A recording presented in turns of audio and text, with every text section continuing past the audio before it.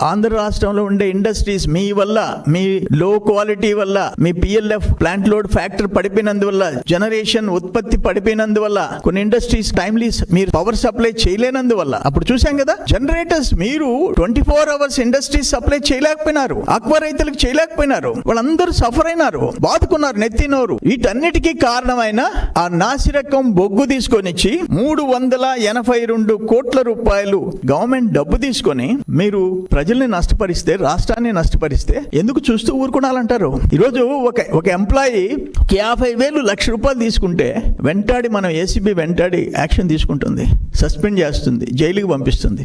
అరవిందో రామప్రసాద్ రెడ్డి ఆయనకి ఏమైనా ప్రత్యేకమైన చట్టాలు ఉన్నాయా? ఇది భరించరాని దోపిడీది. ట్రైడెంట్ అండ్ నాలెడ్జ్ కంపెనీ ద్వారా 22లో సప్లై చేసినవి మీరు వెంటనే యాక్షన్ తీసుకోవాలని చెప్పేసి నేను కోరుకుంటుండా. దీంట్లో నేను దయచేసి చెప్తుండా, ఆల్ డిపార్ట్మెంట్స్, మీరు విజిలెన్స్, సిఐడినా, ఎవరు దీని మీద విచారణ జరుపుతారో అల్టిమేట్ గా రాష్ట్రానికి జరిగిన నష్టాన్ని ఆ దోషులను శిక్షించి అమౌంట్ రాబట్టాలని చెప్పేసి నేను విజ్ఞప్తి చేస్తున్నా.